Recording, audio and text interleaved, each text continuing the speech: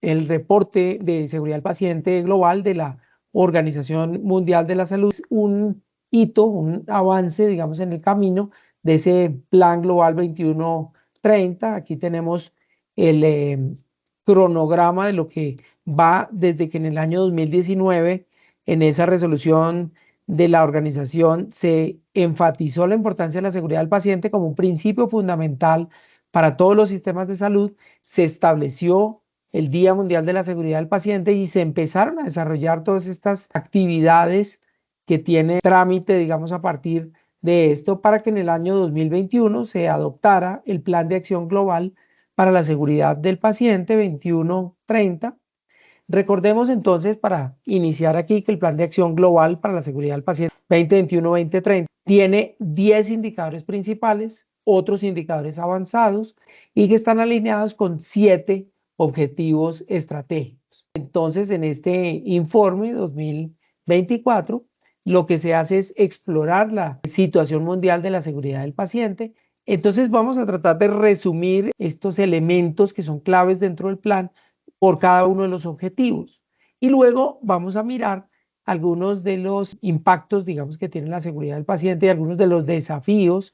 que se presentan en esta línea y que deben ser, pues, objeto de nuestro trabajo hacia el futuro, así como unas conclusiones del informe que nos llevan a mirar esa perspectiva de intervención que deberíamos abordar no solamente desde la red, sino también desde cada uno de nuestros escenarios de trabajo. Digamos que en el objetivo 1, eliminar el daño evitable, hay una preocupación de la Organización Mundial de la Salud porque solo la tercera parte de los países han integrado completamente la seguridad del paciente dentro de sus estrategias nacionales. En nuestro país está planteado desde el punto de vista legal y se ha avanzado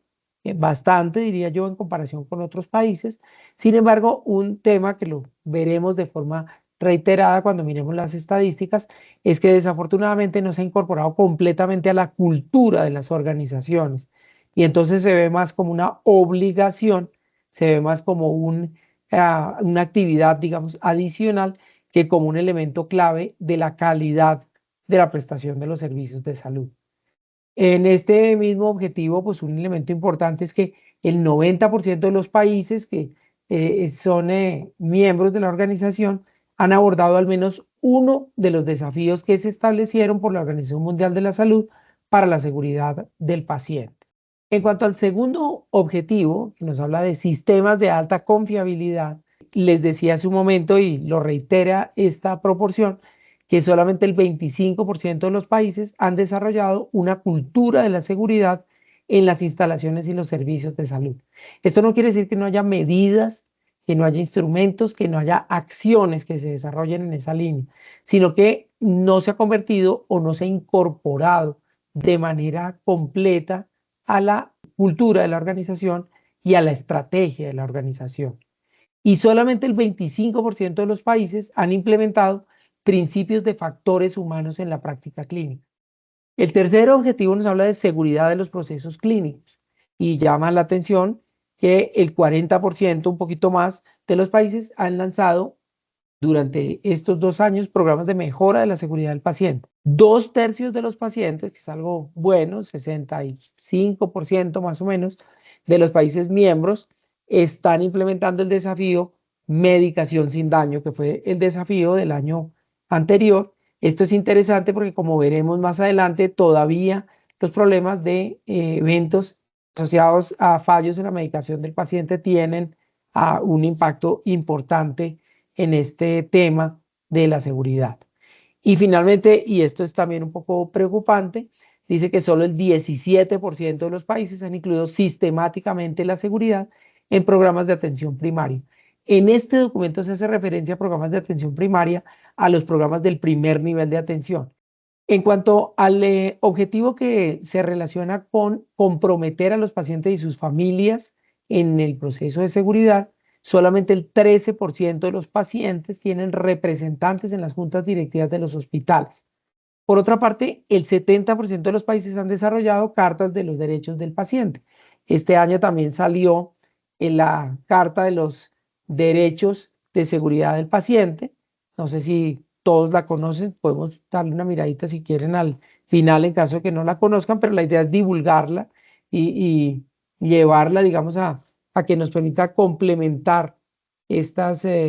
miradas que tenemos de la seguridad del paciente, porque realmente vale la pena incorporarlas dentro de nuestros programas, tanto de capacitación como de mejoramiento y desarrollo de la seguridad del paciente. Y finalmente, pues casi todos los países han incorporado mecanismos para recopilar la opinión de los usuarios sobre la seguridad y la calidad del servicio. Solamente la quinta parte de los países integra la seguridad del paciente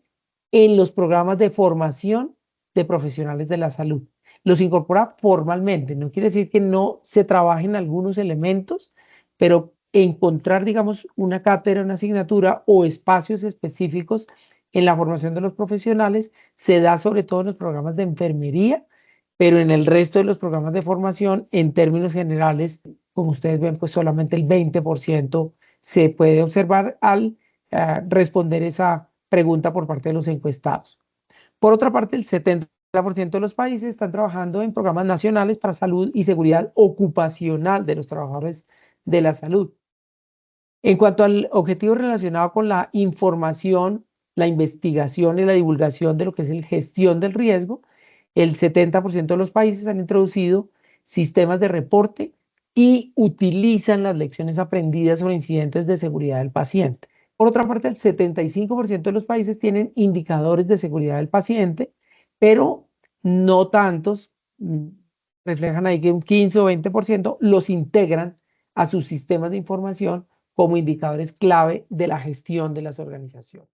Por otra parte, en el objetivo número 7, relacionado con las sinergias, alianzas y solidaridad, se han identificado los actores clave dentro de estos procesos de seguridad del paciente, pero solamente el 17% tienen mecanismos de coordinación efectiva que tiene que ver también con la participación de estas pacientes, usuarios, etcétera, dentro de las instancias de toma de decisiones. Y bueno, este hace referencia al reconocimiento del sector privado como un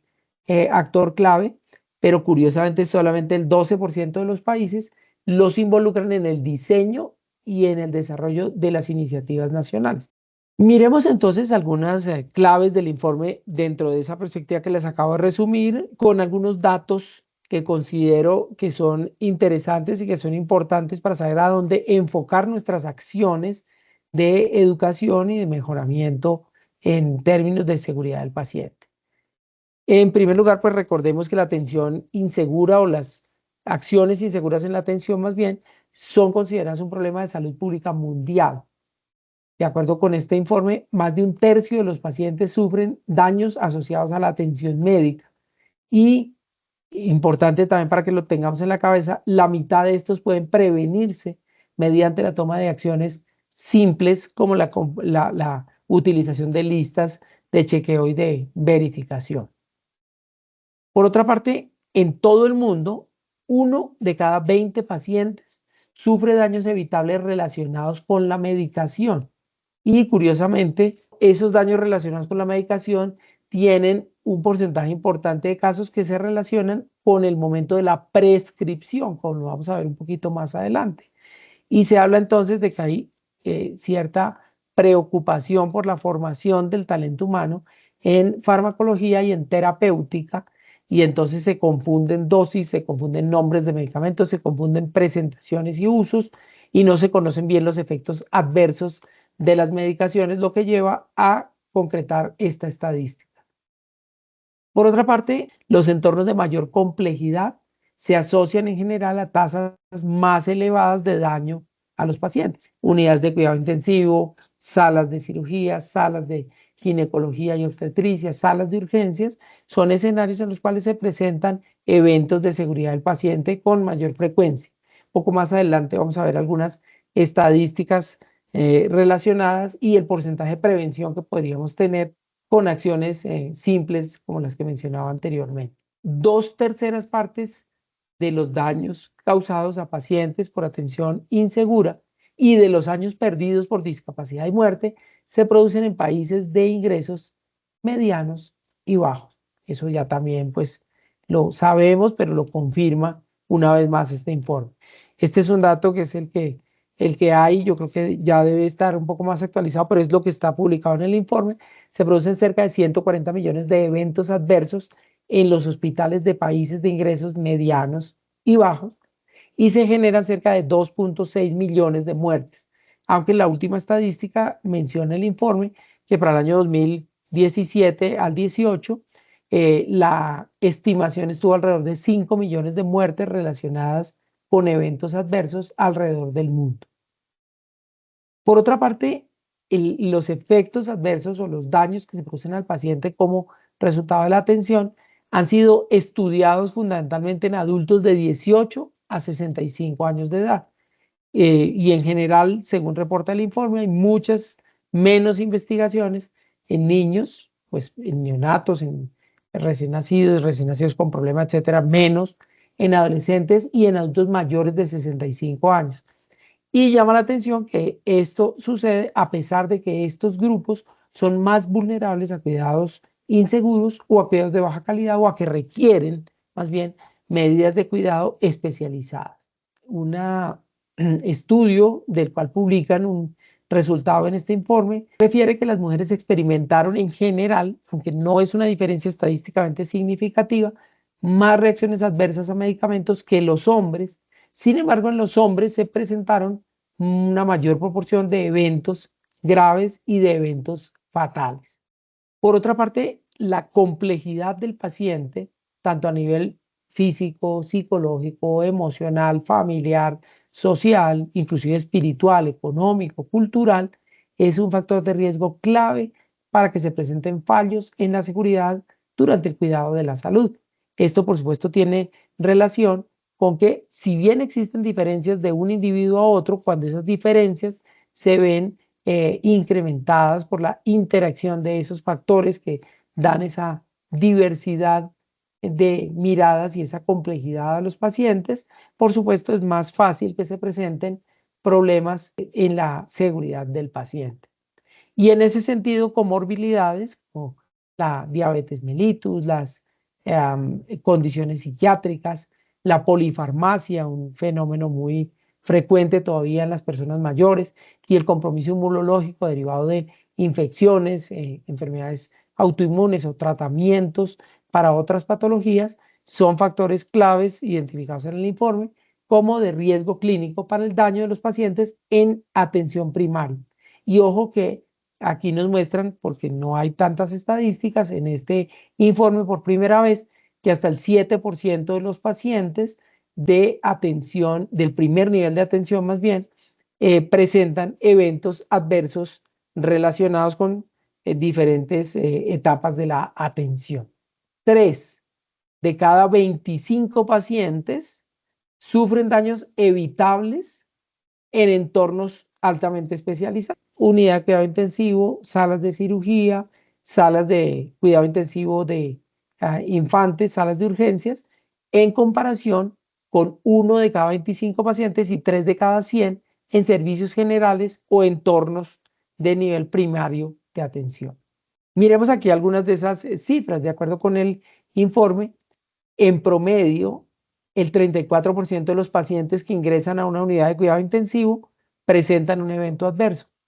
El 18% de la totalidad de esos eventos adversos podrían ser prevenibles. En urgencias, el promedio es del 5%, que me pareció bajo en relación con las acciones que se desarrollan allá y con las velocidades y las decisiones que se manejan. Y hasta el 3% podrían ser prevenibles o evitables mediante medidas de chequeo. Y llama la atención también el ámbito quirúrgico, donde el 20% en promedio de los pacientes sufren algún evento adverso y la mitad podrían ser evitables o prevenibles mediante acciones simples. En ese sentido, reporta el informe que más del 50% del daño es prevenible y más del 40% de las admisiones hospitalarias son prevenibles cuando estos pacientes están en organizaciones como los hogares de larga estancia. Les decía esto en una diapositiva anterior, los pacientes con diagnósticos psiquiátricos tienen casi el doble de riesgo de daño prevenible en comparación con otros pacientes. Este es otro que me llamó la atención poderosamente y que me parece pues bien importante porque tiene que ver con la formación del talento humano en salud, Los errores diagnósticos corresponden al 16% del daño prevenible globalmente. Es decir, ese 16% de eventos adversos están relacionados con errores durante los procesos de diagnóstico. Las infecciones asociadas a la atención en salud, en este reporte las ubican entre el 7 y el 15% e identifican que los sitios más frecuentes de infecciones son el tracto respiratorio, las heridas quirúrgicas y en general pues las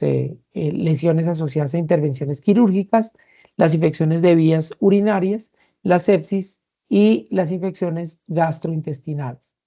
En cuanto al tema de las caídas, que tuvimos la oportunidad de compartir en otra de estas citas con la seguridad del paciente, la tasa mundial es de 3 a 5 por 1000 días de hospitalización cama y las úlceras afectan a más del 10% de los pacientes adultos hospitalizados. De acuerdo con esto, las principales conclusiones respecto a este informe de seguridad del paciente son estas. Lo primero es que la seguridad del paciente dentro de los sistemas de salud es un tema no negociable. Es decir, la seguridad del paciente es un tema vital. La segunda es que pacientes y familiares se encuentran cada vez más informados y más empoderados para participar en la atención. No obstante, un informe reciente publicado en la revista The Economist mostró que solamente el 29% de los pacientes considera que tiene información adecuada para participar en la toma de decisiones de una manera confiable. Y el nivel de todas maneras de alfabetización en salud en países desarrollados puede estar alrededor del 50%, es decir, el 50% o un poco más no tienen la alfabetización suficiente para participar en estos procesos. Sin embargo, les reitero, esto ha ido en aumento y esperamos que siga en aumento mediante el fortalecimiento de acciones de promoción de la salud, información y divulgación que nos permitan vincularlos, porque el paciente es una de las mejores barreras, lo dice el informe también en alguna parte, para prevenir eventos adversos relacionados con la atención. Cada vez hay más conciencia de la magnitud del daño que es evitable. Como vimos, más o menos la mitad del daño en los entornos de alta complejidad es evitable y este daño relacionado con la carga mundial de la enfermedad, como veíamos en algunas de las diapositivas anteriores también, podría ser como el 50%. Entonces, pues evidentemente si podemos prevenir la mitad de los eventos y de los daños relacionados con la atención y todo lo que se deriva de ahí, segundas víctimas, terceras víctimas, complicaciones a largo plazo, días perdidos por discapacidad, días perdidos por mortalidad, pues evidentemente digamos que sería un acicate, un incentivo muy importante desde esta perspectiva. Como hemos mencionado en nuestra cita con la seguridad del paciente siempre y en esa dinámica que manejamos, es importante entender cómo y por qué un procedimiento o una actividad, una atención se vuelve insegura. Es importante que desarrollemos habilidades de pensamiento crítico y de pensamiento sistémico. Muchos de los errores de seguridad del paciente se relacionan con mirar solo uno de los elementos, pero no mirar el conjunto y la interacción que hay entre ellos.